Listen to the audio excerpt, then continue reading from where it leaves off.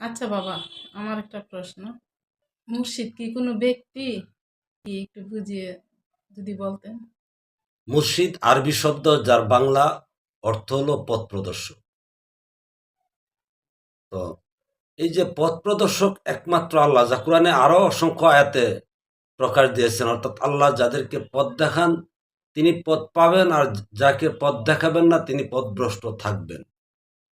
তো যেহেতু আল্লাহ ছাড়া কেউ পথ দেখাতে পারেন না, আর সেখানে বলছে মুর্শিদ, মুর্শিদ শব্দটা যেহেতু পথ প্রদর্শক, সেই পথ প্রদর্শক তো আল্লাহ।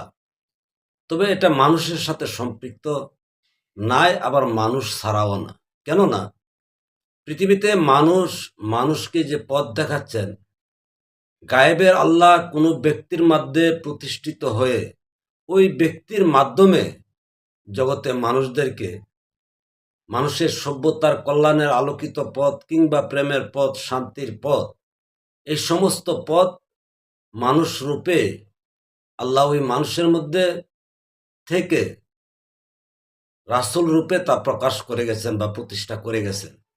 তো সুতরাং সার্বিকভাবে মুর্শিদ কোনো ব্যক্তি নন, বরং গায়েবী শক্তি বা গায়েবে খোদায়ে একমাত্র মুর্শিদ। আর এই গায়েবী শক্তি যে মানুষের মধ্যে আছেন, সেটা হতে পারে নারী কিংবা পুরুষ।